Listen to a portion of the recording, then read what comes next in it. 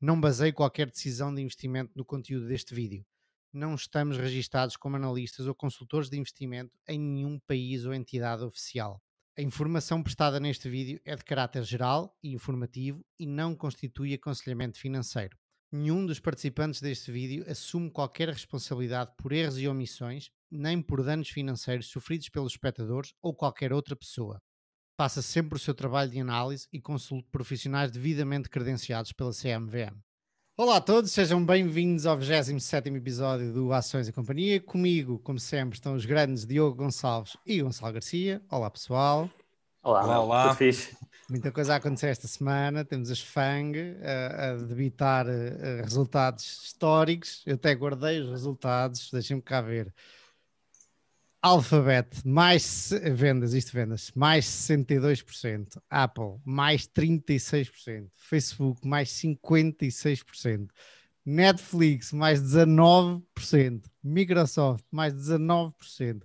E é certo que o Q2, o segundo trimestre do ano passado, foi quando apareceu, foi no fim do primeiro, início do segundo foi quando apareceu o Covid, e provavelmente há aqui umas métricas que são fáceis de ultrapassar, portanto este crescimento pode estar inflado, mas caneco, malta. Mesmo versus 2019, não é? É brutal. Há uma pessoa que eu sigo no Twitter, eu nem sei de onde é que a conheço, mas ela todos os trimestres, quando saem os resultados, vai buscar um post que ela tem, que é, eu não sei porque é que eu não meto o meu portfólio todo em Facebook e Google, alavanco e faço edging com o SP500 e reformo. É um bocado por aí. Era isso que o Manuel estava a dizer no outro dia, não é? Se tivesse feito isso nos últimos 15 anos, tinhas tido retornos muito superiores ao SP500, não é? E não tinhas de ter feito absolutamente nada. Já viram? Eu acho que há um... Desculpa, eu acho que há um bias mental ainda hoje muito forte em relação às FANG, não é? Porque é tão óbvio que é um bom negócio, é tão óbvio que os retornos são brutais, que não precisa de capital para crescer, que são bem geridas, parece demasiado fácil. Então há uma tendência a desvalorizar e a não investir ou a procurar um investimento um bocadinho mais complicado, precisas pensar um bocadinho. Mas tens o revés da medalha, que é um bocado aqueles cálculos à mercearia que uma pessoa faz, que é, hoje em dia as FANG eu estou a falar de 5 empresas, Amazon, Google, Facebook, Microsoft e Apple. Também. Não importa. Sim. Mas eu nem estou a contar com a Netflix. Elas têm 25% dos lucros do SP500. E são 20%. E são 20% do tamanho, mais ou menos isso. A questão é, elas continuam a crescer e acho que é consensual, pelo menos, que a probabilidade de elas continuarem a crescer a 15, 20% ao ano é muito provável nos próximos anos. O problema é que também é consensual que o SP500 não vai crescer a 15, 20% ao ano nos próximos anos. E, portanto, isto levanta aqui um problema, que é daqui a 5, 10 anos, ou 15 anos, as FANG vão ser o quê? 70% dos lucros e do mercado?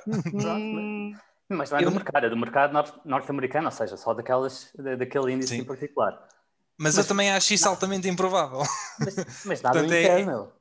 Nada o impede. Isso é aquilo que falavas no outro dia, que o Moniz dizia, não, mas então uma empresa chegar aos 1 trilhão, tipo, pode chegar aos 2 trilhões, realmente existe a lei dos números grandes, não é? Law of large numbers. É difícil nos caber na cabeça, Diogo, mas realmente nada impede. E se algumas conseguem, são estas, pá. Nada impede, mas eu vejo muito mais fácil a empresa crescer 1 trilhão, 2 trilhões à medida que a economia vai crescendo, não é? Porque ela faz crescer a economia, do que elas serem 75% do SP500, ou seja, no fundo são 75% quase do mercado americano, não é? E isso faz-me um bocado mais confusão. Não digo que não seja possível, claro que é, mas eu até nem sei até que ponto é que isso é saudável depois para o próprio crescimento do país e isso levanta aí uma data de questões complicadas. Exato, mas as empresas não são não são só americanas, não é? São empresas muito globais e a crescer bastante fora dos Estados Unidos. Aliás, no caso do Facebook, os Estados Unidos até perderam importância, Estados Unidos e Canadá, em termos... Sim. Aliás, ainda ontem vi que eles têm 1,9 mil milhões de utilizadores diários e 1,7 são fora dos Estados Unidos. Ninguém usa o Facebook já. Exato, diários, isto é diário. Esse argumento podes fazer também para a Naspers, não é? Na África do Sul. Naspers. Naspers, desculpa. Napster era uma coisa que também acabou, sim. Sim. Essa empresa também cresceu tanto por causa do seu investimento em Tencent, não é, que domina completamente a bolsa da África do Sul. Quanto é? Qual é a proporção, É? sabes? E não 25%? É só uma empresa, não é? E agora temos os FANG. Isto pode dizer muito de uma ou da outra, da Naspers ou da bolsa, não é? Isso próprio é um problema, não é? Eles têm esse problema porque é difícil, quer dizer, eu não acho que... Eu percebo isso como um problema, mas eu não sei se vejo isso como um problema a longo prazo. Eu não acredito que isso seja estrangulador, ou seja, se a empresa continuar a crescer e a crescer e a crescer e a crescer, eu não acredito que o mercado dela, o market cap dela não vá subir só porque está em Joanesburgo. Eu vi uns tipos no Twitter a dizer qualquer coisa como é difícil, não nos cabe na cabeça como é que estas empresas tão grandes continuam a crescer, etc. Pá, mas estamos no mundo da internet, no mundo digital, não é a mesma coisa que as empresas de antigamente, estas não precisam de grande capital e a distribuição é zero e o ter mais um cliente para eles custa-lhes bola, não é? E que outra rede social é que nós vemos, por exemplo, como o Facebook, a entrar agora, a tornar-se também o Alibaba da coisa, ou o Pinduoduo da coisa, de todo o mundo, não há, por enquanto, que outra motor de busca que nós vemos no mundo. É TikTok, não? Sim, mas até lá chegar... A TikTok é grande... Olha que a TikTok é a grande concorrente. No outro dia li que a TikTok foi a segunda... Não, a terceira aplicação. Não, terceira ou quarta, já não sei. A ultrapassar os 3 mil milhões de downloads. Ou seja, a dimensão da TikTok é muito grande. E as três primeiras era o Facebook, o WhatsApp e o Instagram. Eu confesso que não conheço em detalhe a TikTok. Mas pronto, ok, que haja mais uma. Google, quem é o próximo motor de busca? É o Bing? Não é? Duvido. Netflix, ok, vem aí os Disney e tal, mas a questão pode não ser essa. Por exemplo, no caso da Google, a questão pode ser se pode surgir alguma coisa que seja disruptivo ao ponto de nós já não termos que fazer procuras, o search. Né? Normalmente não é... Eu duvido muito que surja outro motor de busca que venha substituir a Google. Esse não é o problema, não é? Não, teria de ser um produto muito melhor. Tinhas de lembrar-se, de saber o que vais procurar sem tu saberes. Uma coisa assim. E assim conseguia ultrapassar a Google. Ou pode haver coisas que tu não estás a ver de momento. Por exemplo, redes sociais. Os Fortnite e os Roblox são redes sociais. Ou seja, não é uma coisa que vai competir quando nasceu, que vai competir diretamente, vamos dizer, o Facebook, ou com o TikTok, ou com outra coisa qualquer, mas de repente, sem te perceberes como, realmente é uma rede social. Pode haver outras coisas, por exemplo, o Facebook, eu não estou a dizer, mas podes procurar um dia, chegar a procurar dentro do Facebook e nem sequer precisares de ir ao Google, e vice-versa. Sim, isso é o que acontece na WeChat, não é? Mas isso, o desenvolvimento foi completamente diferente. O motor de busca não era muito forte, a Baidu nunca teve um motor de busca tão bom como a Google teve. Não se focaram num cliente, lá está. Quiseram monetizar muito com publicidade e fins. E exatamente. O pessoal não achava que os resultados eram muito fictícios. E então as pessoas não pesquisam, não têm um motor de busca. Existe, mas não se usa muito. Mas, por exemplo, a própria WeChat tem um motor de busca interno. Tu podes pesquisar notícias dentro da WeChat, um bocado como se faz na Google. É assim um bocado... é diferente, mas há um motor de pesquisa interno. Então, meus senhores, temas desta semana. O meu tema é não há nada como ou não há um normal nos mercados. Muitas vezes achamos, ou as pessoas dizem, isto quando voltar tudo a normal. E isto é um artigo do Ben Carlson, do Ritholtz Management Team, ou Wealth Management, que é um tipo porreiro. Vocês já trouxeram aqui, acho, algumas coisas desta equipa, não tenho certeza. E portanto, não há o normal, e ele vem mostrar com números porque é que não há normal. Diogo, o teu tema? Eu não podia deixar de passar os acontecimentos desta semana com o mercado chinês e com isto só para dar um contexto. A Bolsa de Hong Kong caiu 10% em 2 dias e o setor tecnológico, portanto, é um bocado uma espécie de Nasdaq, caiu 20% em 2 dias. E, portanto, vem contextualizar um bocado isso, os eventos que se passaram, e tentar extrapolar daqui qualquer coisa para outros para outros mercados e para uma framework para pensar sobre estes assuntos. E tu, Gonçalo? Eu venho falar de aliás, já falámos aqui várias vezes se o mercado está caro ou barato, mas acho que nunca falámos em termos de setores. E eu venho falar um bocadinho também, falar um bocadinho sobre os setores e quais é que estão caros ou baratos, pelo menos opticamente, e em relação ao seu passado histórico. Portanto, é uma análise um bocadinho superficial, mas que poderá ter algum interesse aqui para a discussão. Antes de entrarmos nisso, nós temos vários subscritores, não vários, sim, são subscritores também, mas vários ouvintes e espectadores que nos comentam várias vezes. Vamos mandar um forte abraço a todos. E esse tema é engraçado porque o Nuno Rodrigues costuma comentar. Eu vou conhecer o Nuno agora quando tu já o conheceste, Gonçalo.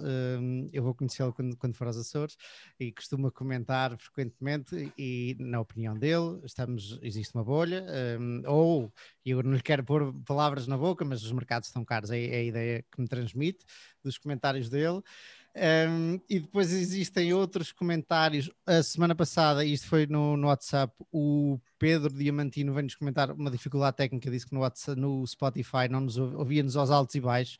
Eu não sei, na verdade, não sei porque é que isso acontece. Se nos ouvirem assim desta vez, por favor, avisem, porque eu não fiz nada de diferente.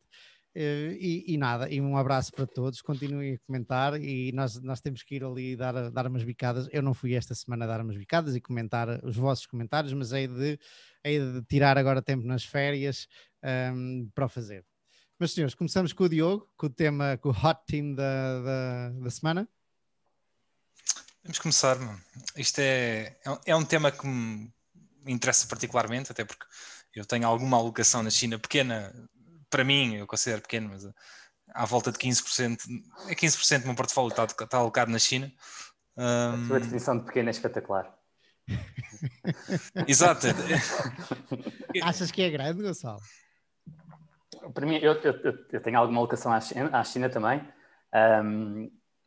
Via Tencent só, e são 4%. E, portanto, é uma ordem de grandeza superior a 3 vezes e meia. Portanto, e 4% está ali no limiar do meu conforto para a alocação à China, tendo em conta o regime e uma empresa que é. Mas, e ao ver o Diogo dizer que 15% é baixo para ele, é giro, mostra que somos realmente muito diferentes, não é? Não há um one size fits all. Não, e repara, eu diria, eu tento ter, e eu já falei disto aqui várias vezes, eu normalmente tenho entre 10% a 15%, ou idealmente tenho 10% em cada empresa, portanto tenho um portfólio de 10 empresas, isso nunca acontece, mas eu tento estar mais ou menos virado dessa maneira, portanto ter 15% na China e neste momento tenho 3 empresas no meu portfólio, portanto eu acho que não é nada exagerado para o meu portfólio, portanto não é por aí, mas sim, mas eu percebo perfeitamente. Há de vir um dia que esses 15 se tornem 75, e aí sim. Aí era complicado, mas se fosse porque esses 15 tinham crescido para fazer 75% do portfólio, não era mau. Era aí que eu queria chegar, Então o que é que aconteceu esta semana? Conta-nos lá. O que aconteceu esta semana? Na minha opinião, nada de novo. Ou seja, nós desde o ano passado, e já falámos disso aqui, a China tem implementado uma data de novas medidas de regulação e tem sido ligeiramente mais rápida e ligeiramente mais assertiva a regular do que tinha sido nos últimos anos, ou se calhar na última década, principalmente no setor tecnológico. E também o acontecimento que houve também foi ligado às empresas de tutoring ou de educação externa ao ensino. E isso provocou um pânico generalizado e de repente em 2 dias lá está, as empresas de tech, por exemplo, caíram 20% em agregado no mercado de Hong Kong. E foi uns dias interessantes, até para mim, não é? Porque emocionalmente também mexe comigo. Mas foi uns dias interessantes porque em todo o lado, e pelo Twitter, e eu até tive amigos meus a vir falar comigo, e porque sabem que eu invisto lá e etc. E em todo o lado vi pessoas a comentar e a mandar bitados sobre o que estava a passar. E acho interessantíssimo, porque, principalmente no Twitter, porque a maior parte daquelas pessoas não são asiáticas, não estudam o mercado asiático, mas vêm para lá mandar bitados e falar sobre o que é que está a passar. Eu Mas pronto. confesso que eu próprio te vou mandando umas coisas que vejo no Twitter e tu dizes-me isso. Isto não interessa para nada. Mas ainda assim eu gosto de mandar, Diogo. Sim, enfim, fazes bem, mas eu percebo, eu acho que existem aqui duas frameworks diferentes. Existe claramente um reforço da regulamentação chinesa no último ano, que já vem desde o ano passado, não é de agora.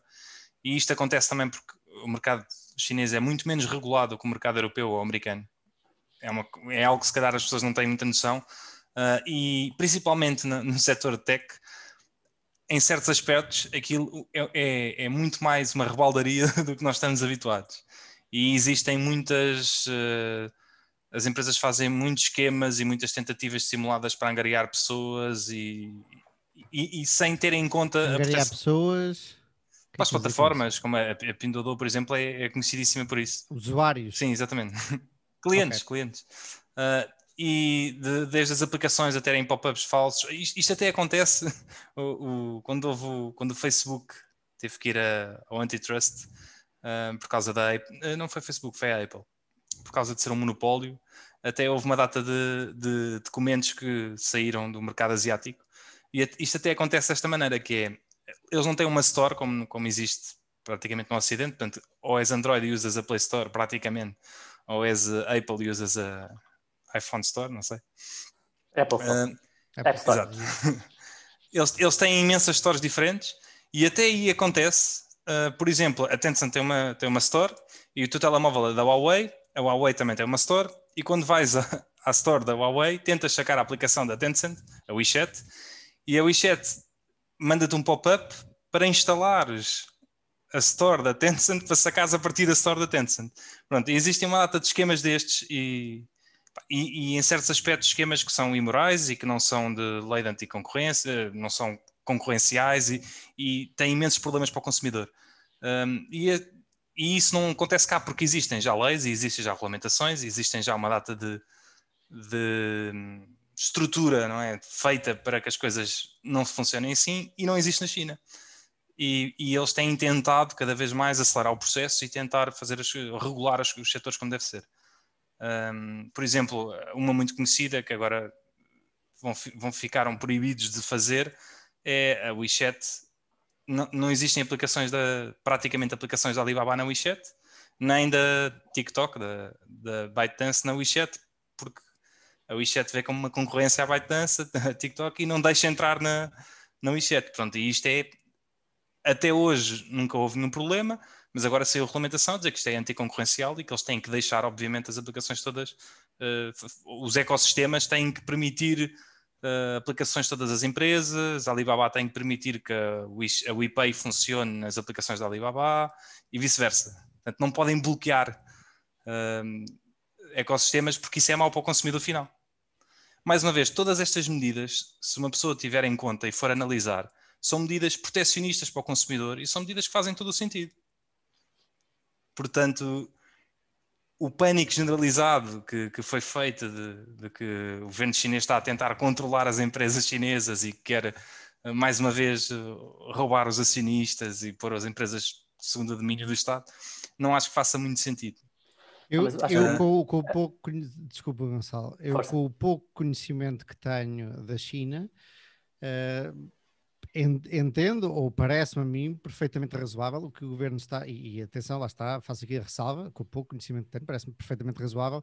O que está a fazer é aumentar a regulação, é melhorar os sistemas. Parece a mim, apesar de, e como falámos no outro dia, haver ali vários reguladores que parece que não conversam uns com os outros, e se calhar isso também acontecia na Europa e também acontece ou também acontecia nos Estados Unidos, quando as coisas estavam a começar e a serem criadas as regras. E isto para dizer, já me esqueci. Gonçalo, vamos lá. Eu ia só dizer que a notícia talvez mais problemática, pelo menos do meu ponto de vista, em relação à Tencent, foi quando o regulador impôs relações de tal forma drásticas que a Tencent viu-se obrigada a não permitir novos downloads da WeChat. E o press release saiu há uns dias, provavelmente ainda hoje não se consegue fazer o download dessa aplicação, e eles disseram que iam resolver no início. Tu consegues fazer download, tu não consegues registrar novos utilizadores. Ou seja, se tu compras se já tiveres conta, compras um novo telemóvel, consegues fazer download e entrar. Né? Ok. E não podiam haver novos utilizadores porquê? Desculpa, Gonçalo, não tinhas acabado, desculpa. Sim, não, há formas de mudar a regulação. Esta forma parece ter sido tal brusca que ele sentiu-se obrigar a não permitir novos utilizadores. E isto aqui parece ser um bocadinho agressivo. Mas isso aconteceu porquê? O bloqueio dos novos utilizadores. O que veio para cá no mundo ocidental, porque isto depois também é complexo, porque depois ainda há a questão das notícias chegarem ao Ocidente e chegarem filtradas todas com uma visão complicada ou às vezes diferente do que se passa lá. O que chegou cá é por motivos de segurança e de dados. Okay. Pelo que eu entendi, dados, segurança. Pelo que eu entendi, não tem a ver com segurança propriamente dita, porque isto dá a entender que há fuga de informação e que, mais uma vez, parece que é o Estado que está a querer controlar a informação e pelo que eu entendi, não foi nada disso que se passou e tem a ver com...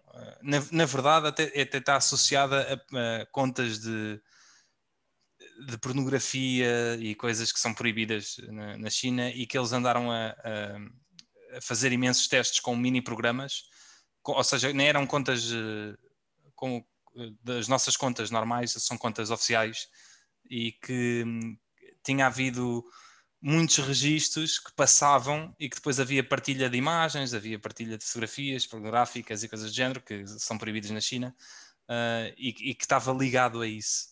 E é ligado a outros grupos internos dentro do WeChat, que não deviam existir, né? E que estavam a conseguir passar pela porta do cavalo. Isso é uma novidade para mim. Na China não se pode ver pornografia? Eu acho que não. Acho que é proibido. Imagina, há muitos mais homens do que mulheres e ainda por cima não podem ver pornografia. Vai, incrível. É o pior, deve ser dos piores sítios para nascer homem. É verdade. Há para aí 70 milhões de homens que não têm par na China, né? Em idade de ter família. Pronto. Há uma cidade brasileira que é exatamente o contrário. Podiam se juntar, podiam fazer umas férias cada um no seu sítio. A juntar a isto tudo, depois houve uma data de outros acontecimentos paralelos. Houve o acontecimento da Didi, que foi um escândalo, mas da parte da empresa. Eu acho que o governo chinês, mais uma vez, não teve culpa de nada. A Didi é que já tinha sido recomendada a não fazer o IPO. Não foi fazer o IPO nos Estados Unidos porque não conseguia fazer em Hong Kong. Diogo? A Didi é o Uber da China. Na verdade, a Uber era a concorrente, acabou por vender o negócio à Didi e ficou com 7% ou 10% da empresa. E hoje em dia não é monopolista, mas é quase, tem 70% ou 80% do mercado na China. E houve ali muitas nuances, e essa sim por proteção de dados, e foi recomendada a não ir a público agora, a não fazer o IPO. Não conseguiu fazer o IPO em Hong Kong, e isto eu não sabia antes disto tudo, é muito mais restritivo fazer IPOs em Hong Kong do que em Nasdaq, do que nos Estados Unidos. É muito mais difícil.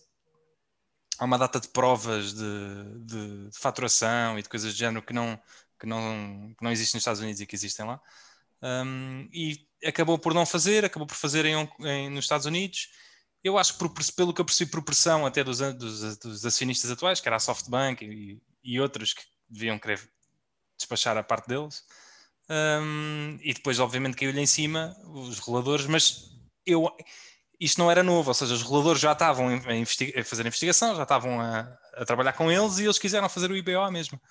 E pronto, foi um problema. Mas isto também, para se perceber os problemas de informação, não sei se chegaram a ver a notícia hoje, nos meios ocidentais, Wall Street Journal e outros jornais, saiu a notícia hoje que a Didi ia ser recomprada e ia passar para privada outra vez. Ia ser passada para privada ao custo do IPO. E a ação teve a subir 50% pré-market até que a Didi veio oficialmente dizer que não estão a pensar tipo, torná-la privada e que isso são boatos que não fazem sentido onde é que isso veio e que antes de abrir o mercado já tinha descido outra vez 50%, estava a zeros outra vez. Isto também para demonstrar os problemas que existem muitas vezes de comunicação, não é? E de perceber tipo, o que é que chega cá e o que é que não chega. Mas pronto. Uma coisa gira é ver no prospecto da Didi se realmente fazem uma menção forte aos problemas regulatórios que poderiam vir. Sim, não é? Aliás, estava a ser investigado já. Eu até acho que já há uma data de processo em tribunal contra a empresa e tudo. Se o prospecto não menciona claramente que estão a ser investigados pelo regulador chinês, pode haver caso para levá-lo ao tribunal. Não? Assim, por princípio, deve mencionar. Mas isto para dizer que tem havido então esta última semana e meia tem havido pânico generalizado e tem havido muita confusão e discussões e acho que essencialmente isto surge de vez em quando no que toca ao mercado chinês, que é sempre que acontece qualquer coisa vem uns medos remanescentes que existem nos investidores, que é pá, não se pode confiar no mercado chinês e portanto não interessa, e isto volta àquele tema que eu estava a falar, não interessa aos fundamentais porque aquilo na verdade é um zero, não é? Aquilo há risco de ser zero, não é? E acho que isso parte de um pressuposto que eu não digo que possa ser errado, mas que acho que em qualquer sítio para tomar uma decisão de investir tem que se perceber qual é o sistema onde se está a investir e tem que se confiar no sistema. E é uma das coisas que eu vejo muita gente a dizer sobre a China é que aquilo não se pode investir e, portanto, essencialmente, tu para começares ou para pensares que em investir lá, tu tens que, na minha opinião, acreditar, não é? E confiar que aquele sistema não vai mudar de um dia para o outro e que a China vai continuar a seguir o caminho que tem seguido, vai continuar a prosperar, vai continuar a abrir a economia e vai continuar a viver num mercado de capitais abertos e cada vez mais a abrir o mercado de capitais a estrangeiros e a abrir a economia ao mundo. E se não confiares nisso, não interessa mais nada.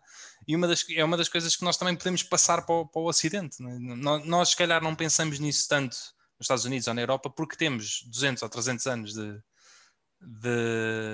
início de mercado de capitais, temos um sistema que tem funcionado ao longo desses anos. Uma das coisas que nós falamos sempre, até quando queremos indexar ou quando queremos estudar o que é que vamos fazer quando investimos, é a história de a economia tem crescido nos últimos 300 anos ou 200 anos, tem crescido a um ritmo de 2% ao ano ou 3% ao ano, por isso é que o índice costuma subir 7, 8, 9% ao ano e a tendência é isto continuar porque temos um sistema ou pelo menos quem investe hoje, quem indexa hoje, acredita que o sistema vai continuar e, portanto, acredita nesta máquina que nós criamos, não é? Que muitas vezes tomamos decisões erradas, há regulamentação mal feita, há governos que podem tomar medidas que não são as corretas, mas que existe um sistema por debaixo, oleado, que faz com que isto perdure e continue. E para se investir em qualquer país, em qualquer mercado, é preciso ter confiança nesse sistema. E, portanto, essa é a premissa inicial para se querer investir na China, porque senão o mercado vai fazer com que todos esses teus medos venham ao de cima na pior altura. Portanto, tu ou confias nisso, ou estudas isso a fundo, ou tens um certo grau de confiança suficiente, ou mais tarde ou mais cedo o mercado vai-te fazer esses medos vir ao de cima e vai-te fazer vender nas piores alturas e não aguentar. E não... Concordo com isso com uma nuance. O preço das ações importa e a quantidade da percentagem do teu portfólio que lá pões também importa. Ou seja, se tu compras uma ação, sei lá, vamos dizer agora exagerando, um price to earnings de 2, não precisa de passar muito tempo para tu recuperares o teu dinheiro. Somente se tiver um payout de 100%. Exato, pronto, era aí. Com dividendo ou sem dividendo, pronto, depois há aí esses detalhes, mas se for com dividendo ainda melhor.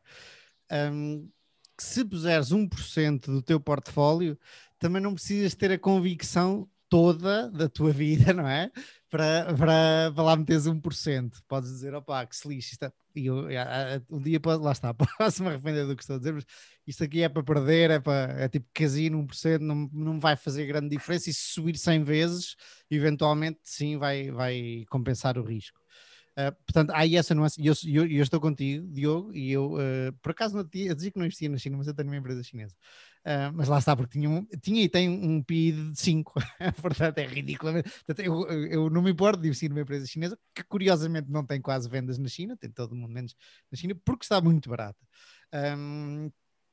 E concordo contigo, é preciso conhecer e é preciso ter confiança no sistema, mas também depende do preço e também depende de quanto dinheiro lá pões. Em relação ao tema regulatório, eu lembro-me que para aí em 2017 a Tencent sofreu problemas regulatórios semelhantes com a parte que gera a maior parte do cash flow da empresa, que é a parte dos videojogos, do gaming no telemóvel. E também nessa altura, tal como agora, a ação caiu 40%. Exatamente porque esses medos vieram todos ao de cima. Okay? O governo chinês está a regular, aliás, chegaram mesmo a proibir alguns jogos e a proibir os downloads de alguns jogos, com a premissa que eram viciantes, não é? Quase todos os jogos são, mas que eram extremamente viciantes, e enquanto a Tencent não resolvesse o problema de vício, minimizando as horas que as crianças podiam jogar, ou não podiam jogar depois das 11 ou das 9 da noite, ou assim, não podiam vender mais jogos. Portanto, isto volta e meia... É curioso, isso é um balanço. A Aspire Global, voltamos a essa, os jogos na Europa e Estados Unidos também estão altamente regulados, e os reguladores em Portugal, pelos vistos, são bem apertados, obrigam-te a fazer descanso e as pessoas não podem apostar ao fim de não sei quantas vezes, etc. E é um balanço engraçado dos Estados ou dos reguladores, que precisam do dinheiro dos impostos e ao mesmo tempo precisam de deixar, mas não deixar tanto assim para viciar as pessoas. Há outra questão com a China, mas lá está, isto depois é tudo nuances que se tem que estudar, que é o facto de ser um governo central, não é? E único, não é? Um partido tem alguma agilidade em tomar decisões, que no Ocidente não existe. No Ocidente, muitas vezes, quando é para tomar uma medida, há uma data de double checks e entraves, e eu gosto muito que isso seja assim, não é? Mas que tem vantagens e desvantagens. Uma das vantagens é que as coisas demoram muito mais tempo a acontecer na Europa. Não é? Nos Estados Unidos, mesmo assim, ainda é mais rápido. A Europa ainda é mais demorada a tomar decisões. E até há uma expressão que se usa na China, que é a China é move fast and break things. Não é? Que ela está constantemente a iterar. É o Facebook. Há de haver outras que também usam esta expressão, mas ela está constantemente a iterar e muito rapidamente pode regular uma coisa nova, e se vir que as coisas não estão a funcionar, muito facilmente também muda. E, portanto, isto é uma nuance do mercado chinês, que é preciso ter em conta, que as coisas são muito, muito mais rápidas a acontecer do que são na Europa. E isso tem vantagens e desvantagens. Isso mais uma vez... no pé, China... desculpa, mais uma vez. Mais uma vez é aquela história de é preciso perceber o mercado para perceber como é que as coisas acontecem e perceber que neste tipo de questões eles mudam as coisas rapidamente, mas se as coisas não estiverem a funcionar, também voltam atrás rapidamente. E é preciso de ver qual é que é a orientação que o governo quer, qual é que é a orientação que eles querem levar o governo, a economia chinesa. Torna-se mais, se investir já é difícil, ainda pensar nisso ainda mais difícil torna a coisa. Mas seria um grande tiro no pé se os tipos bloqueassem os americanos de investir em empresas chinesas, etc, se acabassem com as VIA, com as Variable Entity, Interest Entities, assim do dia para o outro, sem possibilidade de investir, seria um grande tiro no pé. Eu não acredito que isso vá acontecer, mas entretanto vão acontecer um monte de coisas.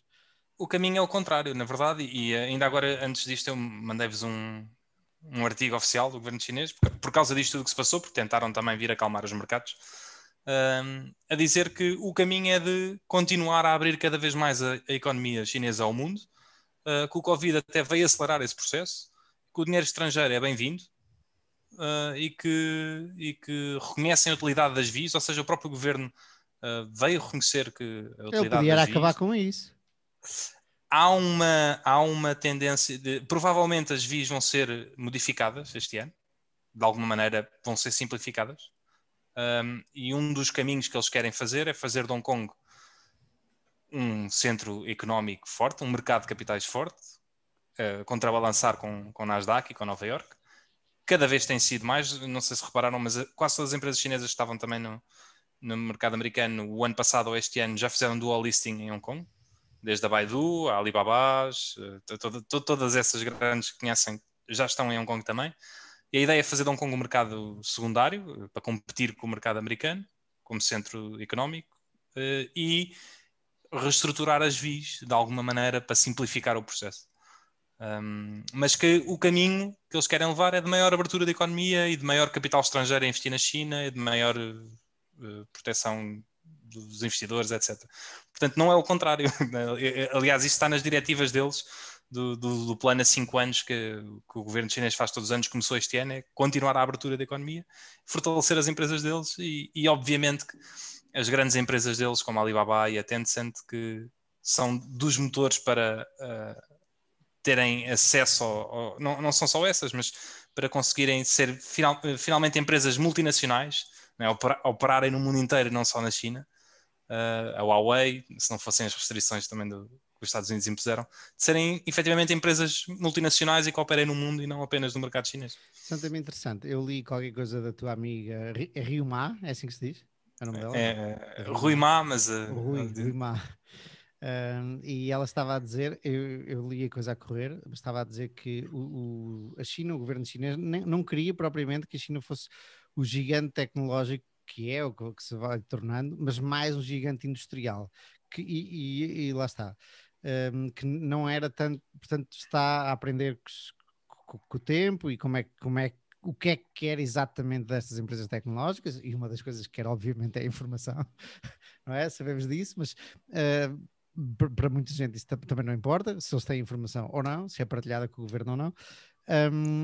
E isto para dizer que, apesar de termos aqui um minuto e pouco antes de cortarmos, ainda não vimos estas empresas, a não ser TikTok, realmente a transbordar cá para fora e a dominar ou a meter medo. Tencent nos jogos. Pronto, a Tencent nos jogos. Eventualmente há aqui algumas coisas, mas pronto.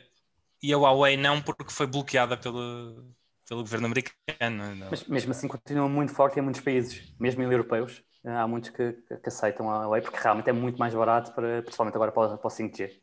Nem estava a pensar na parte hardware, estava a pensar no software, mas... Sim, o que a Rui Ma disse foi eles não querem seguir o caminho americano, querem seguir o caminho alemão. Não? O caminho alemão e o caminho japonês. De serem um motor industrial do mundo. Mas isso também envolve tecnologia, também envolve software, né? De alguma maneira. Software está em todo lado. E pronto, olha, eu também não quero alongar mais o meu tempo.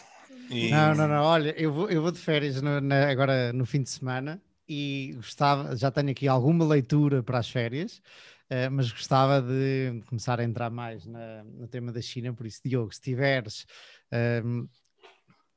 bibliografia básica de iniciante para entrar no tema chinês e das empresas chinesas, se calhar o ideal é começar até a analisar algumas empresas chinesas. Manda vir. Tenho imenso material agora, mano. Tenho coisas para ler que nunca mais acabam. Nem tenho tempo. Mas sim. E viste aquela análise de 80 páginas da Tencent que eu vos enviei? É pá, li na diagonal, não acabei de ler. Mas não há nada de novo. Há alguns pormenores que eu não conhecia tão bem. Para mim, provavelmente para ti não há assim, tu já és mais expert. Mas antes eu não sou nada nenhum expert. Quer dizer, eu conheço a plataforma e tento me informar, mas eu conheço pessoas muito mais expert do que eu. Tu tens conta no WeChat. Isso é só isso. Só isso faz-te especialista. E foi difícil porque é preciso conhecer alguém. Tens de ser convidado ou tens de mostrar alguém. És tu. Exatamente. Agora, quando for possível voltar a ver novos utilizadores, tens de me convidar. Exato, e depois tu convidas a mim. Quantas pessoas podes convidar? Acho que não tem limite. Okay. A questão é, acho que é para prevenir bots, ou sei lá, aquilo é uma rede social, portanto também não faz sentido, se não conheceres ninguém, não faz sentido estares a criar conta. Portanto, acho que o mecanismo de ser alguém a convidar-te ou a mandar-te faz sentido. Olha, isso dos bots é interessante. O Facebook, como vocês sabem, e o YouTube também. Eu volto e meia, estou ali no grupo, os gajos entram e é um a seguir ao outro, porque que falaram ou com a não sei quantas e que é super trader e vai-te fazer dinheiro no próximo fim de semana. Tu vais ficar milionário com as técnicas da não sei quantas. Porra, às vezes é demais. Isso é uma boa técnica, se calhar. Mas depois se basta entrar um para convidar os outros bots. Pois, exato. É verdade, é verdade. Sim, epá, eu não sei muito bem porque é que é assim, mas eu presumo que é para tentar controlar um bocadinho mais, não é? Esses problemas. Mas, segundo percebi, a Tencent usa muito facial recognition para fazer várias coisas. Por exemplo, nos jogos, foi assim que eles conseguiram ultrapassar a regulação de garantir que os miúdos não jogassem depois das 9 da noite. Porque eles entravam com as contas dos pais e... Sim. Porra, isso Portanto, mete medo. Com face recognition tem de ser mesmo o pai a pôr a cara dele para deixar o miúdo jogar depois das 9 da noite. Não pode ser o miúdo a jogar às escondidas. Portanto, senão não entras no jogo. Tens mesmo de arranjar um adulto. Vocês conhecem o Top Gear, o programa dos carros, que era da BBC e depois foi para a Amazon. Os tipos foram fazer um na China e os gajos estavam na autoestrada constantemente a ser flashados de frente, que eram câmaras de reconhecimento facial, e eles estavam a dizer constantemente a serem... Mas isso não precisas de ir muito longe, meu. Vais a Londres e é assim. Se calhar no centro de Londres, eu acho que aqui no bairro, por acaso não sei se as do bairro alto têm reconhecimento facial, mas pronto, mas pelo menos há câmaras. Mas mete um bocadinho medo, porra. Eu percebo. Uma vez vi, mas isto depois também é cultural, uma vez vi um documentário sobre uns australianos que estavam lá a viver em Shenzhen. E eles diziam que em certos aspectos metia medo, que era isso. Eles passavam fora da passadeira e eram multados. Uma câmara reconhecia-os e caíam o i7, era logo tirado da conta o dinheiro. Aquilo era logo assim. Mas por outro lado, eles iam buscar umas cervejas e estavam a beber na rua e diziam, pá, isto na Austrália vinham logo ter connosco e multavam-nos. E aqui estamos a beber uma cerveja no banco de jardim, não há problema. Portanto, isto também é cultural, muitas coisas destas. Tu se calhar no dia-a-dia nem te lembras que estás a ser filmado, não é? Andas na rua. Sim, não, e para as senhoras, então, é muito mais tranquilo andar a passear na rua à noite sozinhas, não é? Sabendo que estás a ser vigiada, não é? É um Big Brother. Mas eu costumo dizer que eu tenho uma admiração grande por certas coisas lá. Mas eu não conseguiria, dificilmente viveria lá. Eu não me importava de voltar lá e de estar umas temporadas, mas viver lá é complicado, porque culturalmente é muito diferente, é difícil para nós nos adaptarmos. Eu tenho uns amigos. O nosso cantinho aqui é ótimo. Eu tenho uns amigos alemães em Hong Kong que eu acho que já falei aqui deles. Eles têm 2 fábricas de roupa na China, em frente a Hong Kong, e eles são muito críticos dos chineses, mas têm sócios, são obrigados a ter sócios chineses, não podiam ter as fábricas se não tivessem os sócios. E são muito críticos e dizem, pá, nós não entendemos aqueles tipos, diz, por exemplo, a comer, vão jantar fora ou assim, que os chineses, eu não sei quanto disto é exagero ou não, e se houver alguém que saiba mais disto do que eu, por favor, pode comentar e corrigir-me, que os chineses têm por hábito, acabam de comer, mesmo no jantar social, levantam-se e vão-se embora. Não, levantam-se e vão-se embora. E eles estavam, peraí, então nós viemos jantar com eles, é para ficarmos a fazer sala, para ficarmos a conversar e tal. Acabam de comer, levantam-se, siga. E eles dizem, pá, não os entendemos. Além de outras coisas que eu não quero estar para aqui a dizer, porque não abonam nada em fama chinesa e eu não tenho a certeza da veracidade dos relatos que me chegaram. Um dia hei de ir lá para confirmar essas coisas todas. Mas olha, ainda no tema da China, e aproveitando aqui a regulação e o que parece estar na mente de muitos investidores, não é? O perigo que a regulação torna estas empresas economicamente inviáveis, como tornou as empresas que estão ligadas à educação, não é? Que ficaram de um dia para a noite economicamente inviáveis. Aí há vários pontos sobre isso, mas... Sim, mas pronto. O meu ponto é só que parece haver um risco das economias, das empresas chinesas como a Tencent, se tornar economicamente inviável, ou pelo menos muito menos rentável, por causa da regulação.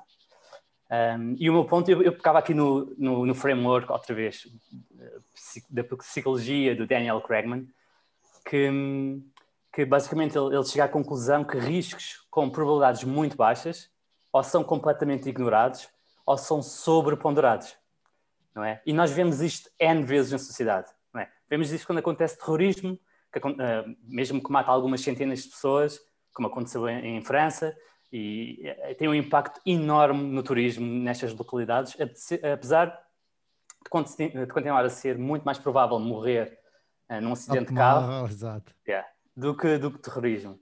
É verdade. E também sabemos, certamente conhecemos alguém que já teve um acidente de carro ou de bicicleta e que depois tende sempre a ponderar desse risco e provavelmente antes tendia a ignorar, a andar depressa ou sem cinto ou o que seja. E parece-me a mim que isto está a acontecer novamente aqui em relação às empresas chinesas, não é? Há uma sobreponderação dos riscos, o que não quer dizer, claro, que não se materializem. Mas há meses tendiam a ser ignorados, não estava na cabeça de ninguém, as vi, por exemplo, e agora as pessoas estão a pensar, e se eles acabarem também com as vi? E se de repente estes contratos que não estão inteiramente legais nem ilegais deixarem de existir? E quando tu pensas num risco que é muito, muito baixo, tendes a sobreponderá-lo. Mas esse tipo de riscos, tu tens esse tipo de riscos em todo o lado.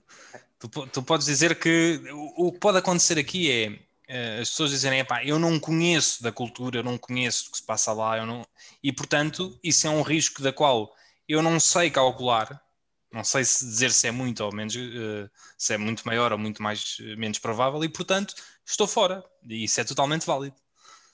Mas eu acho que esse tipo de riscos existe em todo lado, porque as empresas de tabaco, Porquê que não haverá um risco de haver regulamentação que estrangule ainda mais a venda de tabaco e que caia por aí abaixo as vendas? Mas elas já demonstraram em 50 anos que conseguem ainda assim ser os melhores negócios do mundo, portanto não há esse risco. Por mais que existe, não é assim tão importante. Mas pode haver regulamentação que torna a coisa muito mais... Como com tudo, mas para isso não sais de casa. Não, exato, mas tu consegues...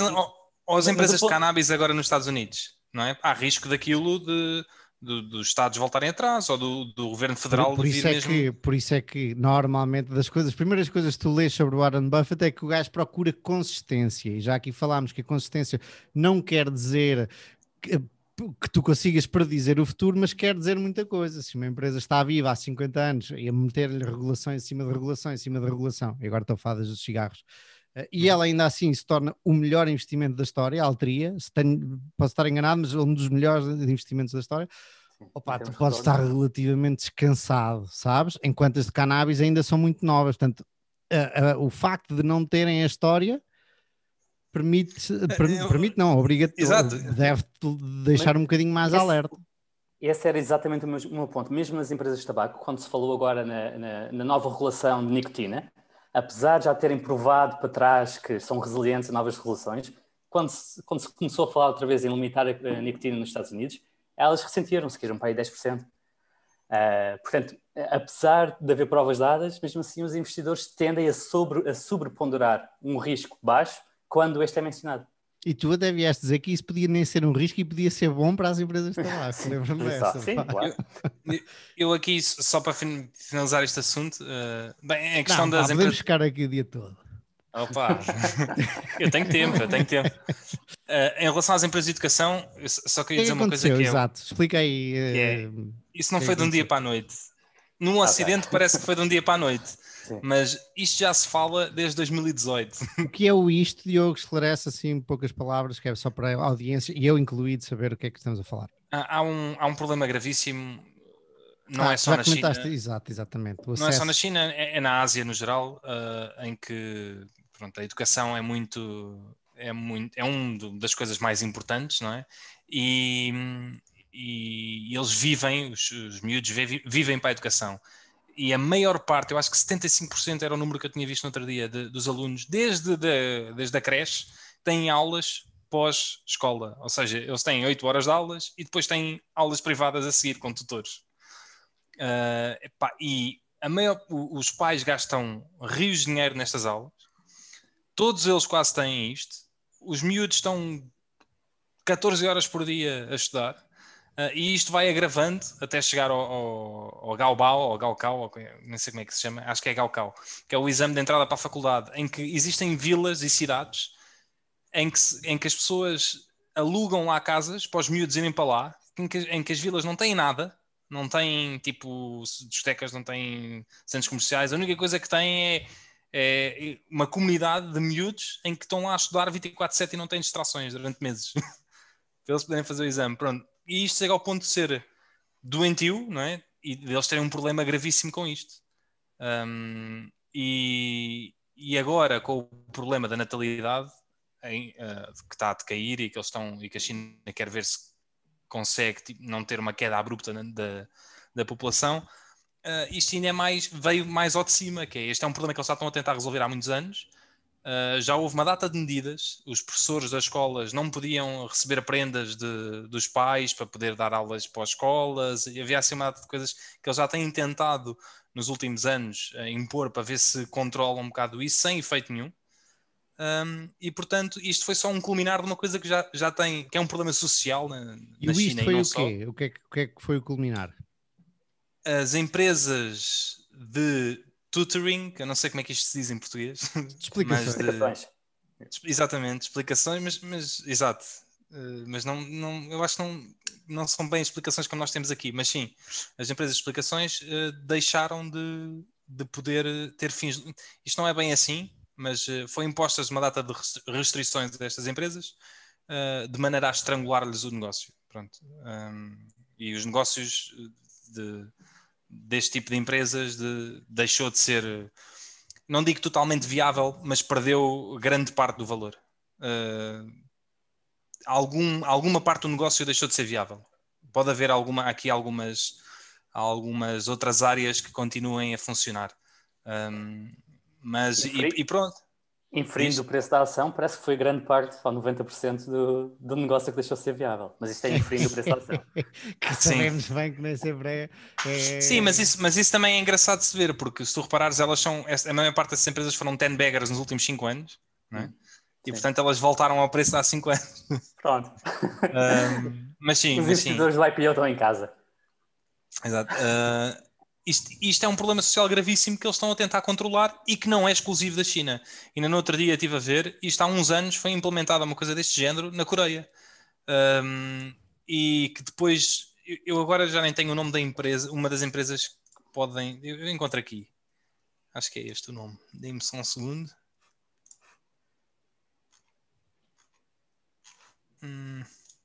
Agora não estou a ver aqui o nome da empresa, mas basicamente há uns anos a Coreia do Sul implementou uma data de restrições também a este tipo de empresas, e depois algumas restrições vêm reverter uns anos mais tarde, porque afinal não conseguiram resolver o problema com isso e decidiram não ir para a frente com isso. E eu até tive o nome de uma empresa que queria estudar relacionada com isso, que também veio a perder 90% do valor nos últimos 10 anos. E isto para demonstrar que isto não é exclusivo da China, isto é um problema da maior parte das culturas asiáticas e que não é de agora, e que eles estão a tentar combater isto há muitos anos e que agora na China com mais afinco pelo problema da natalidade e porque os pais gastam 25% do orçamento familiar que têm neste tipo de escolas e não conseguem ter mais filhos e é um filme todo também. Esses meus amigos que moram em Hong Kong diziam que as famílias se endividam e que depois é tramado para os filhos porque querem escolher o que querem fazer e querem ir à vida deles e não podem porque têm a pressão da família toda em cima a dizer-lhes o que é que vão estudar e depois querem, obviamente, o dinheiro de volta e fica a família toda em cima dos filhos, provavelmente para o resto da vida, porque depende dos filhos para viver. E os filhos têm que pagar uma dívida que normalmente nos Estados Unidos é paga a instituições de crédito, na China é paga às famílias. Yeah. E isto é um problema mesmo muito grave, e há várias medidas que estão a ser implementadas em favor da natalidade, outra delas relacionada com isto, porque depois o que acontece é que na China também há a política que tem estado a mudar do 996, que é trabalhar das 9 às 9, 6 dias por semana, e isto é muito aplicado nas empresas de tech. E o que acontece é que muitas vezes depois isto também é um ciclo vicioso, que é os pais também metem os miúdos nestas explicações, e eles ficam a estudar durante 15 ou 16 horas por dia, porque os próprios pais também estão a trabalhar durante 12 horas ou 13 por dia. E uma das medidas que está a ser implementada em concordância com isto é acabar com a política do 996 na China. E a maior parte das empresas, como a Tencent ou a Pinduoduo, etc., já veio ou tem estado no último ano a tentar acabar com estas políticas. Porque depois também é muito difícil, porque é cultural e porque os próprios pais também não. Isto é todo um sistema, não é? É muito complicado mudar alguma coisa porque está tudo ligado. Eu vi um documentário uma vez de uns chineses, era fábricas chinesas e fábricas americanas, e era numa fábrica de para-brisas de carros americana, onde estavam chineses, ou eu acho que, não sei se era na China, se era nos Estados Unidos, mas havia funcionários chineses e funcionários americanos. E estavam os funcionários chineses em reunião a dizer: não, mas estes tipos não, tipo, querem férias e querem fim de semana, tipo, nós aqui a trabalhar, tipo, estes gajos a dizer isto, estes gajos são os meninos, precisam que lhes vão dizer: o teu trabalho é muito bom, e passar a mão pelas costas, o teu trabalho é muito bom, tu és muito bom, não sei o quê. Tipo, e os chineses estavam-lhes a fazer confusão, lá está as diferenças culturais, que o americano precisasse de ter valorização externa no trabalho, do chefe, dos colegas, ou o que quer que seja, e que quisesse ter fim de semana, e os chineses simplesmente não entendiam e diziam: estes gajos são os fraquinhos. Vês também uma certa confusão, porque os Estados Unidos são dos países do mundo em que se tira menos férias, os gajos são workaholics, mas têm os fins de semana, pelo menos. Ia dizer mais uma coisa, a minha cabeça anda fenomenal. Já me esqueci o que Acho mesmo precisar de férias. Estou. E o outro ponto só que eu queria dizer, que eu acho que ouvi falar pouca gente disto, é estas relações todas das empresas tech, que não tem nada a ver com isto, não é? Eu acho que podem ser, na verdade, vantagens para empresas como a Tencent e a Alibaba, porque é muito mais fácil surgirem empresas quando não há regulação nenhuma do que quando há muita regulação. Porque as empresas novas vêm-se obrigadas a tratar de uma data de coisas, a implementar uma data de coisas, e o início, o despoltar, é muito mais difícil do que quando as coisas estão fortalecidas, quando há muita regulamentação. Uma das coisas, o caso da Pinduoduo, a Pinduoduo, daqui a 1 ou 2 anos, quando estas medidas todas e as novas regulamentações forem implementadas, era incapaz de surgir como surgiu. Porque o início, a empresa foi estratosférica ao crescimento, porque ela usou uma data de medidas, algumas assim meio imorais, não é? Para angariar clientes, não é? E aquilo eram coisas completamente que não fazem sentido nenhum aos nossos olhos, mas que como havia pouca regulação, eles usavam uma data de estratégias artimanhas para roubar clientes e angariar clientes e não sei o quê, que com esta regulamentação toda é impensável daqui para a frente. Portanto, eu acho que este tipo de medidas até vai fortalecer a Tencent e a Alibaba, por exemplo, ou os outros que já cá estão. Cria uma barreira à entrada. Outra vantagem, e nesta parece ser claramente mais para a Alibaba do que para a Tencent, é a abertura do WeChat aos links da Alibaba. Isso sim é um ponto muito importante para quem investe nessas empresas pensar, e eu não tenho a certeza. Eu acho que as duas vão beneficiar. Sim, ao mesmo tempo a Tencent pode usar o WePay para fazer pagamentos na Alibaba. Sim. Até agora não podia. Sim, portanto, os ecossistemas abrem uma à outra. E vai fortalecer a própria WeChat com todas o ecossistema da Alibaba também fortalece, né? Eu acho que os verdadeiros derrotados, na minha opinião, é a JD, é a Pinduoduo e é essas outras empresas todas que floresceram a partir da WeChat. O que na prática é mau em segundo plano para a Tencent, porque a Tencent também tem 25%, é um quarto de cada uma destas empresas, porque isto depois também foi uma simbiose, nós deixamos de crescer por aqui, tu tens és um preferido e damos-te coisas que não vamos dar aos outros, que é uma coisa que também não é muito moral e, portanto, com alguma regulação isto também no futuro, eu não acredito que isso vá acontecer, mas foram beneficiadas no ecossistema WeChat, mas tu deixas-nos entrar com o nosso capital. Se fores angariar dinheiro ao outro lado, nós bloqueamos-te. Portanto, é por isso que a Tencent tem quase 25% da Meituan, quase 25% da Pinduoduo, da JD e dessas empresas todas na China. Quase que parece que eles não conseguiram, não é que eles tenham conseguido prever quem seriam os vencedores, foram eles que escolheram os vencedores e investiram nos vencedores. É um bocado isso, eles alavancaram para eles serem os vencedores. São os fazedores, são eles os criadores de sonhos. E eu acho que esses são os maiores derrotados, na verdade. Porque eles conseguiram ir roubando terreno à Alibaba e agora daqui para a frente vai ser mais difícil. E quem poderá ser derrotado também, pelo menos daqui para o futuro, será a parte de venture capital da Tencent, não é? Já fica um bocadinho mais difícil de escolher os vencedores. Sim, mas eu também concordo, mas eu acho que a política da Tencent dos últimos anos para cá tem sido, e se calhar também já um bocado a contar com este tipo de coisas, tem sido investir no estrangeiro. Ela está cada vez mais a investir fora da China do que na China. E aliás, o maior investimento dela neste momento, se eu não me engano, é a CIA, que é chamada a Tencent do Sudoeste Asiático, uma empresa de Singapura, que é dona da Shopee, e também tem uma sucursal de gaming muito forte no Sudeste Asiático e que é considerada uma espécie de... Não é bem é uma mistura, mas ela aprendeu com a Tencent. A Tencent também tem 25% dela e é uma mistura entre uma Alibaba e uma Tencent, mas no Sudeste Asiático. E é capaz, acho que é a maior empresa do Sudeste Asiático. E mesmo para terminar, exato. E mesmo para terminar, ainda houve outro evento regulatório nestes todos que mencionamos aqui, que até agora não mencionamos, mas que este a mim faz-me todo o sentido. Não é? Foi o facto do regulador chinês ter obrigado a Tencent Music a não ter o direito de exclusividade de todos, da Universal, da Warner Bros., toda a música do resto do mundo. Exatamente. Sensato, mas foi também nesta altura, foi tudo ao mesmo tempo. Parece que quando chove, chove reforça, a sério. Gonçalo, reforça.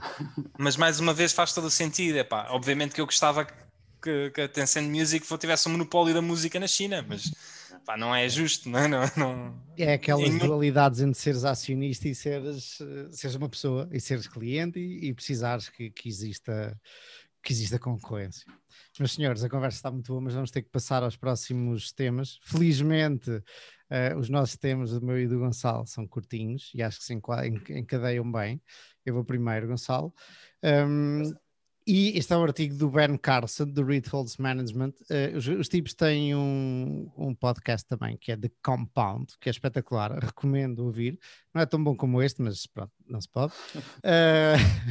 E o artigo, na verdade eu tenho aqui o artigo, tenho as notas à frente, basicamente é dizer, não existe um mercado normal e nós muitas vezes falamos, todos, e toda a gente que está investida em alguma coisa fala de, isto agora está difícil, ou está muito caro, ou eventualmente está lá em baixo, aqui há um ano e pouco atrás, e isto quando voltar ao normal, e ele faz o caso, argumenta que não existe nada como normal e dá uma quantidade de métricas. Eu vou pôr aqui em baixo o link, porque seria chato eu estar aqui a comentar todas as métricas, mas algumas importantes.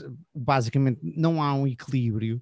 Por exemplo, ele dá o exemplo das taxas de juros, que muitos investidores acham que as taxas de juros devem andar o seu sítio natural, o seu intervalo natural é algures entre os 3% e os 5%, mas desde 1928, que é quando ele pega nisto tudo, imediatamente antes da grande crise, do grande crash da Bolsa Americana, desde 1928, só 29% do tempo é que as taxas de juros estiveram entre 3% e 5%. É verdade que elas andaram uma grande parte entre os 2, diria eu, estou a olhar aqui para a tabela, e os 8%, mas houve alturas em que estiveram acima de 10%, 6,4% do tempo, acima de 8%, abaixo de 0%.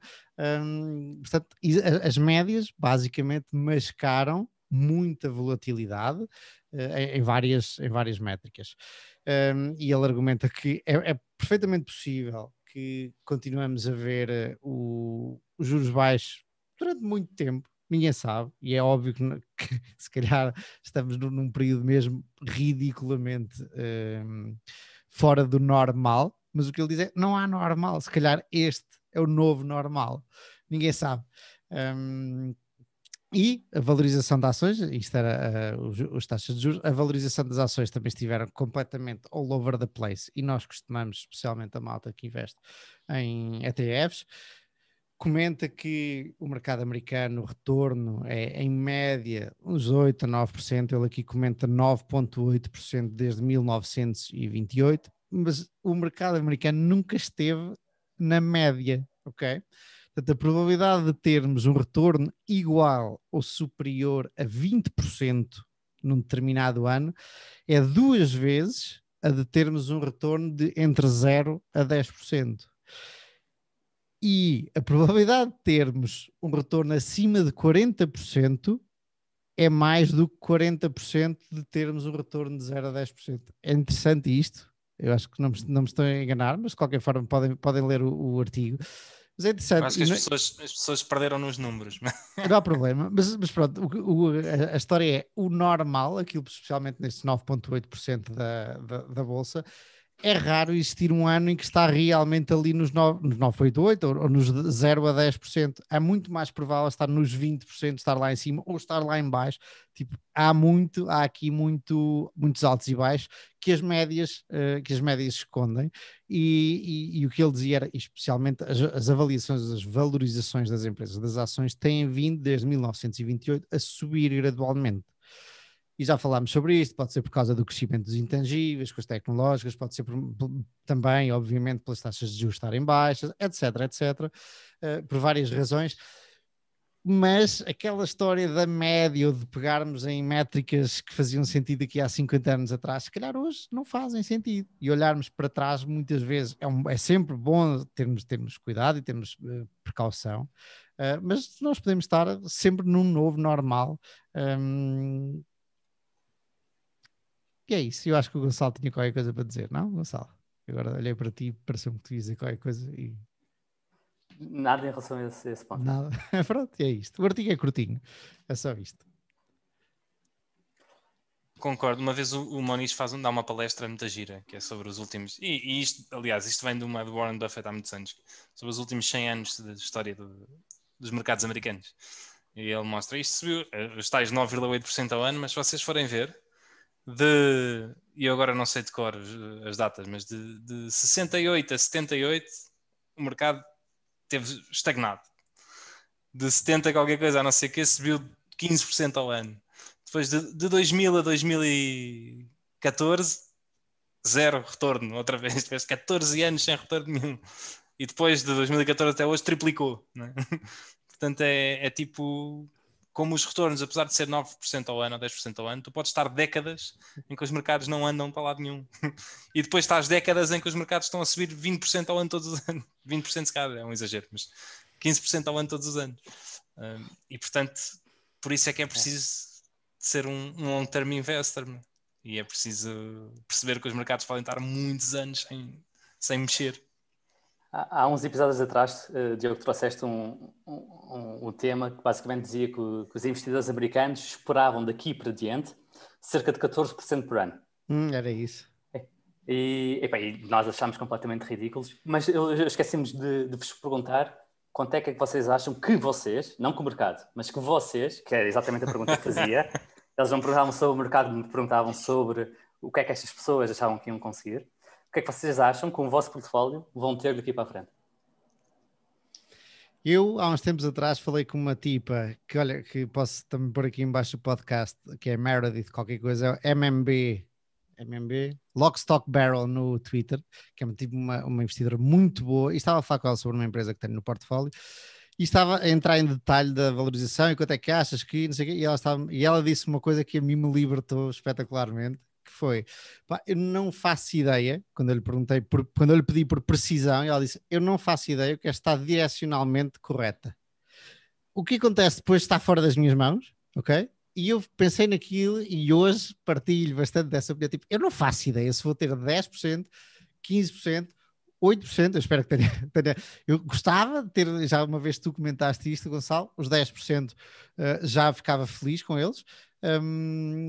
Gostava, quero acreditar que consigo mais, mas quero simplesmente estar direcionalmente correto e não fazer grandes asneiras. Acho que é o máximo que se pode pedir. Sim, exato, isso é uma boa filosofia, que é, idealmente, eu partilho da opinião do Charlie Munger, que quanto mais baixas forem as expectativas, melhor. Idealmente, ficaria muito contente com 10% ao ano. Mas acho que a próxima década vai ser muito, muito difícil. Retornos reais, ou seja, porque acho que acima da inflação. Exato, certo. Porque eu acho que a próxima se as coisas se mantiverem como têm, pois o problema é esse, mas eu acho que consigo ter 10% ao ano, ou adorava ter 10% ao ano, mas acho que não vão ser 10% reais. E tu, Gonçalo? Não, mas vocês, aliás, principalmente tu, Manuel, respondeste a uma pergunta diferente. Ok, desculpa. Sim, tu respondeste com quanto é que ficavas confortável e respondeste que gostavas de estar direcionalmente correto. Mas a minha pergunta foi o que é que achavas que ias ter? Não foi Nunca achei. Acho que nunca achei. Não, eu estava-te a perguntar o que é que tu achas que vais ter. Não sei, faço a mínima ideia. Não, certo. Mas pronto, isso não é bem responder. Mas se tivesses que adivinhar... Faça mais pequena. Olha, estou a ler. Não, mas no teu íntimo tens assim um. Ainda estou a ler o Richer, Wiser, Happier. E agora estou no Jean-Marie Eveillard. E o gajo simplesmente não fez. Ele não é melhor do que outra pessoa. Simplesmente é difícil de explicar isto. Ele não tem um sistema, ou se calhar tem, mas deixa-me ver se eu explico, melhor do que se possa copiar para ter rigorosamente 25% ao ano, 15% ao ano. Não, ele investiu em certas empresas, teve um bom método, um bom raciocínio e a coisa deu-se.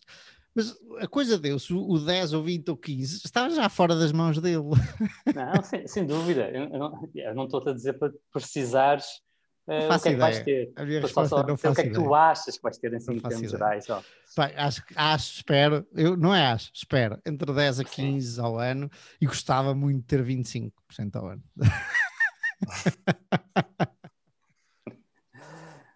Mas sem dívida, sem telemóvel. Agora vocês, olha, no outro dia estava a estudar a O'Reilly e agora estou a estudar outra, a AutoZone. Bastava comprarem uma dessas para terem 29% nos últimos 20 anos. Ou uma Amazon, outra coisa qualquer. Mas tinhas de concentrar. Sim.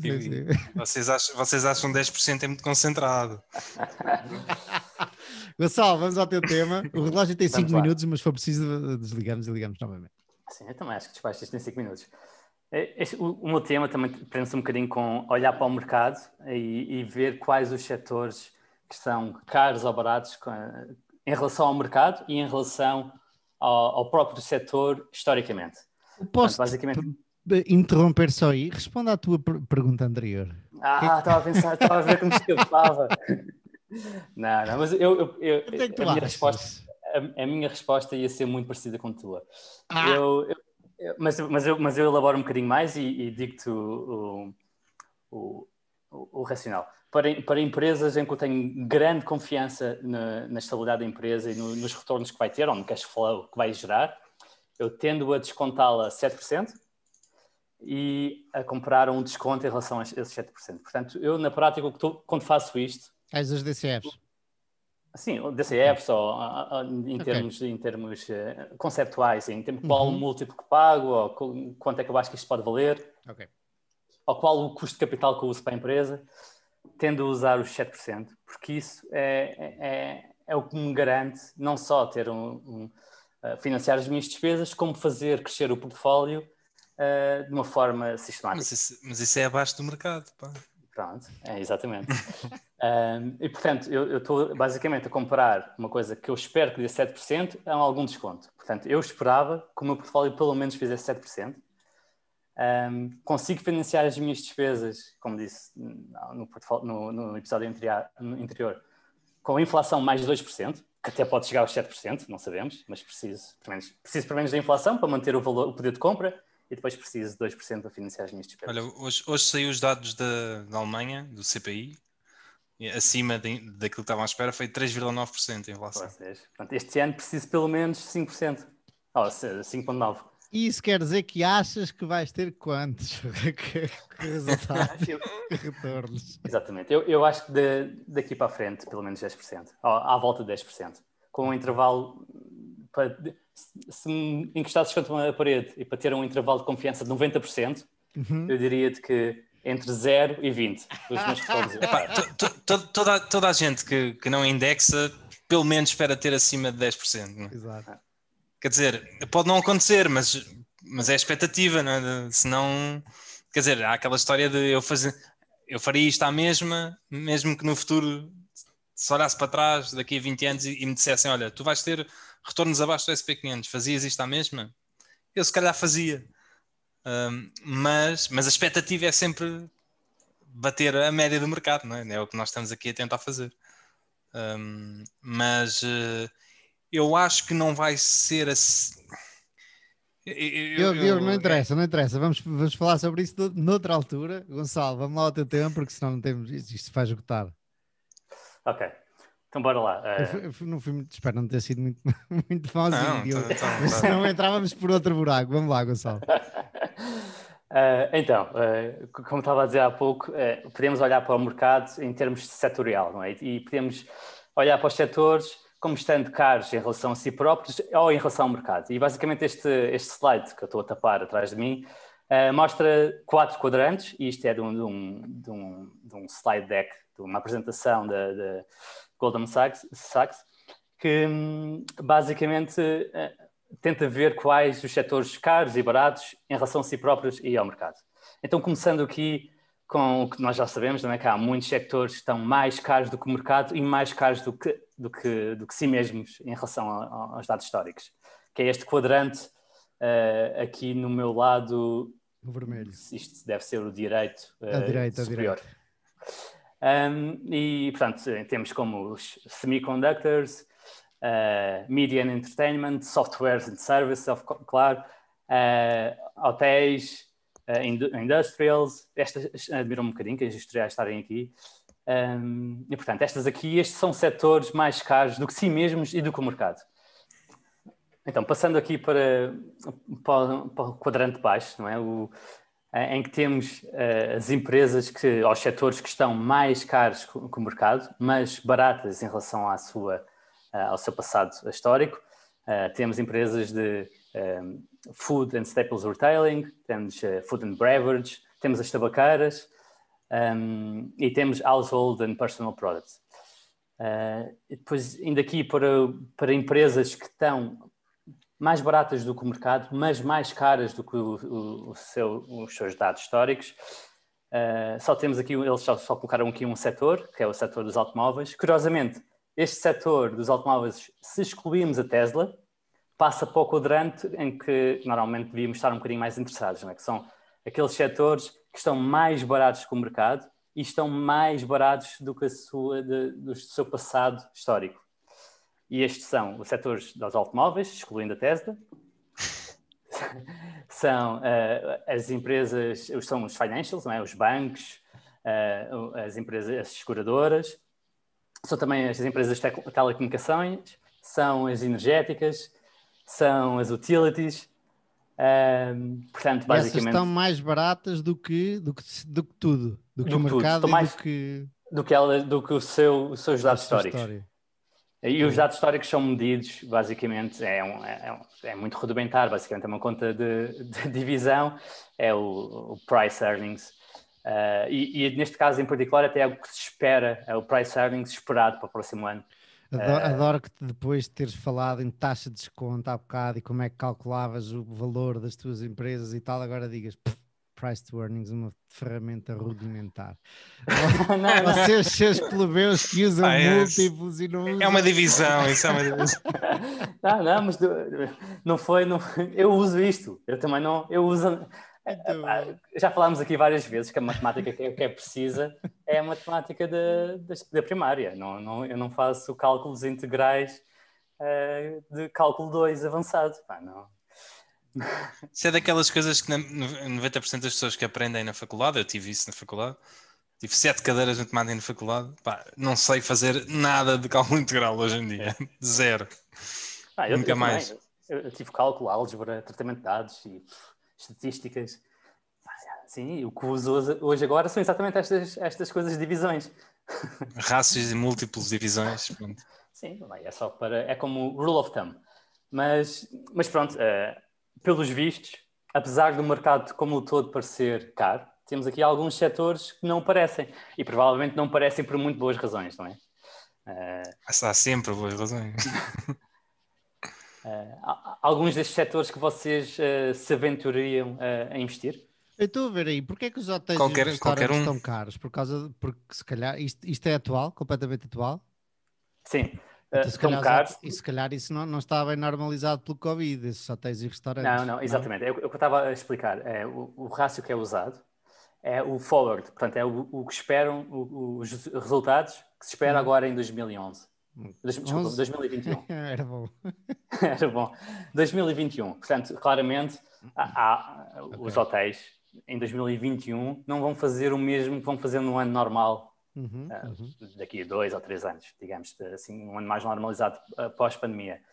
Então, opticamente, também podem parecer caros. Eu vou abrir aqui a coisa e depois vou tentar fazer o overlap, pôr a imagem aqui por cima de nós. Qual era a tua pergunta?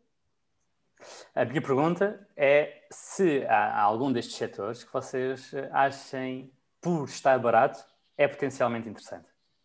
Acho que tudo por estar barato é potencialmente interessante. Não, mas está opticalmente interessante. Portanto, aqui olhando para o quadrante de baixo, portanto, o quadrante dos bancos, das seguradoras, das telcos, da energia... Tu estás à frente, meu.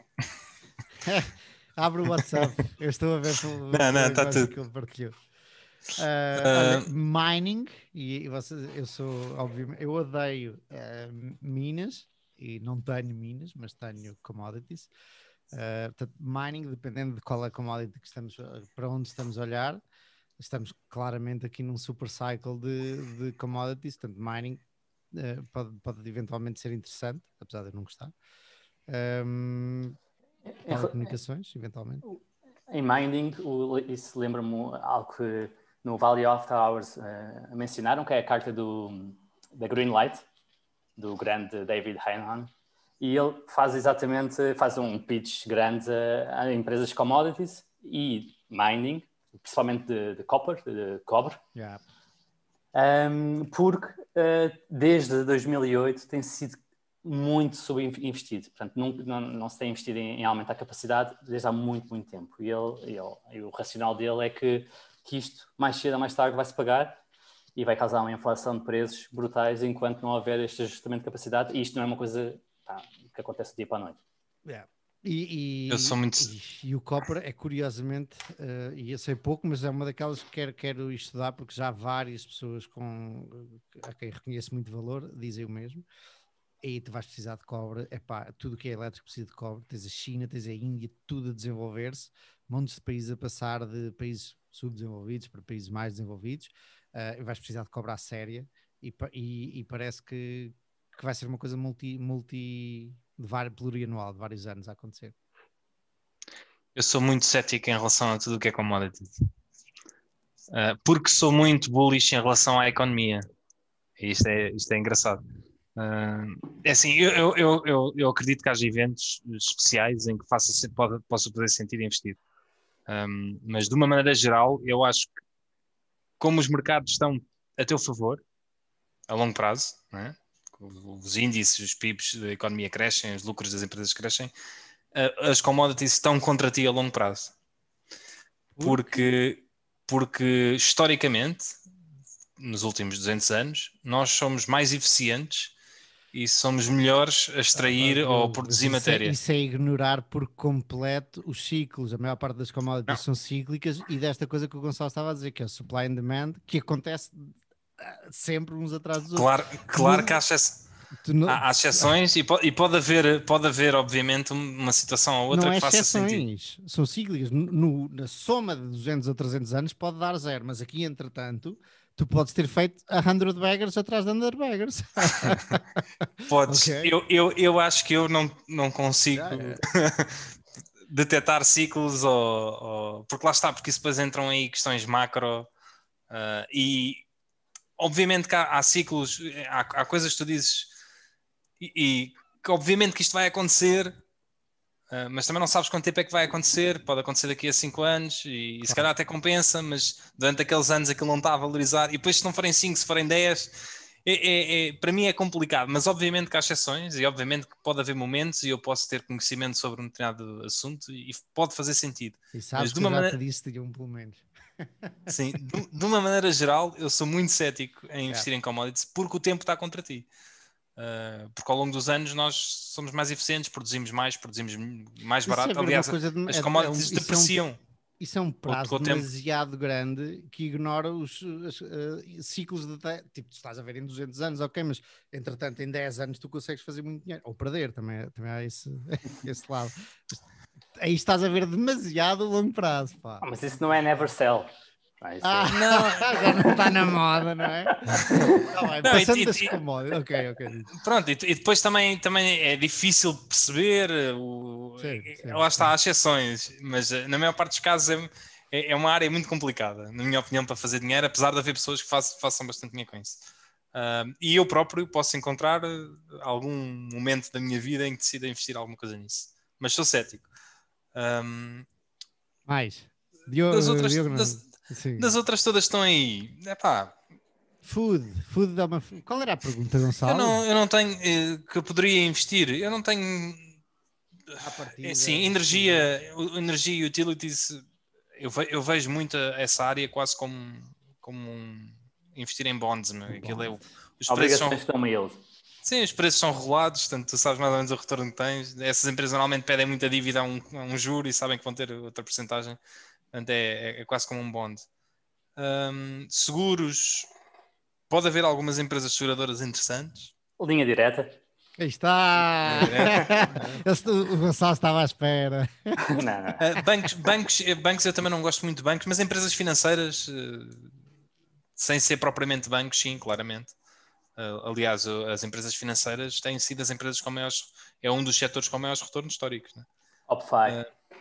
Está... Exatamente. E real estate também, na verdade. Nós criticamos muito, mas aliás, eu acho que um dos setores que mais sucesso tem, mais retornos teve historicamente, foram os REITs, na verdade. Yeah. Portanto, olha, eu vou-vos dizer onde é que eu tenho a maior parte do meu capital, porque curiosamente está cá em baixo. Materiais, commodities, numa específica, food and beverage, ou food and staples retailing, agora estou ali na dúvida, há duas foods aqui, e healthcare. Eu acho que também tenho tech, mas acho que a grande boa porcentagem do meu portfólio está nestas três. Portanto, está tudo no quadrante de baixo, está tudo mais barato do que o mercado. Algumas são mais baratos do que até o próprio setor do ponto de vista histórico. Interessante. Eu também, grande parte, se bem que a minha espantou-me um bocadinho, surpreendeu-me um bocadinho o facto das industriais estarem no mesmo quadrante que está o software e os retailers. Mas repara, eu tenho. Tu podes ter empresas, por exemplo, restaurantes que estão nesse quadrante caro, mas que tu achas que na verdade é do restaurante, mas está barato. Claro. Obviamente, mas claro que se eu as tenho é porque acho que estão baratas, ou pelo menos que estão. Há aqui vai ser aceitável. Há aqui um detalhe que há aqui várias misturadas. Eu estava agora a olhar para a healthcare, eu tenho 2 ou 3 de healthcare, mas são medtech, são tecnologia que está lá em cima, caríssima. Por exemplo, bancos, estavas a falar, Gonçalo e Diogo, há tecnológicas, agora financeiras, que estão lá em cima, enquanto os bancos estão cá em baixo. Está aqui assim algumas coisas que se misturam. Sim. Isso é como aquela definição de tech, não é? O Terry Smith critica muito a definição de tech, não é? Porque às vezes tipo, tu metes o Facebook e depois já não lembro qual é que foi o outro exemplo que ele deu, mas que eram as 2 empresas que estavam na área de tech. Eu acho que era a Amadeus e Facebook. São 2 empresas de tech, mas não tem nada a ver uma coisa com outra, estão em áreas completamente distintas e na verdade tipo, uma delas está ligada à aviação e ela sofre ou ganha com a aviação, não é por ser tecnológica. Portanto, isto, meter tudo no buraco do tech, tudo é tech hoje em dia, na verdade. Mas isto é interessante, Gonçalo, tu estavas a dizer ao início que não vias isto assim, mas que agora ias começar a pensar mais nisto assim, setorizar ou eu entendi completamente errado, se calhar agora por essa cara. Ok, tinha a impressão que tinha ouvido dizer ou que tinhas dito. Não. O que eu estava a dizer é que existe a percepção, e eu até partilho essa percepção, que o mercado está geralmente caro. Não é? E nós temos falado disso aqui. Opticamente está caro. Temos com Price Earnings Ratio, com os PER mais altos que existiam pelo menos desde 2007. E por outro lado, há outras formas de ver as coisas, não é? Indo mais ao granular, ir setorial, mesmo assim ainda existem setores que estão historicamente baratos. Eu acho que esta abordagem... E depois ainda há as empresas que nem têm PER. Agora pensa. Foi? Eu acho que esta abordagem permite perceber, ou ter uma noção do que está mais em vogue ou está menos em vogue. Não é? Claramente, as empresas de energia, os bancos, não têm tido retornos bons ultimamente e também por isso, também por não se esperar que tenham no futuro, isso está a ser priceado, digamos assim. Mas, senhores, temos a chegar ao fim. Mas basicamente isto é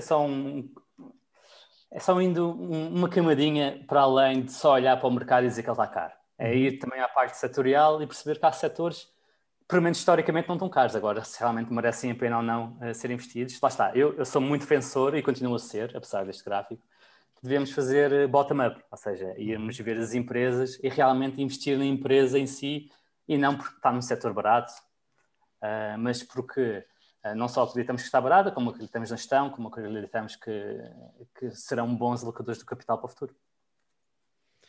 Meus senhores, grande conversa é esta. Acho que devemos ter ficado bem nas 2 horas, não sei. Não sei se alguém vai ouvir isto. Alguém que chega ao fim. Se calhar já gravámos 2 episódios. Ora, aí está. Podemos tirar uma semana de férias.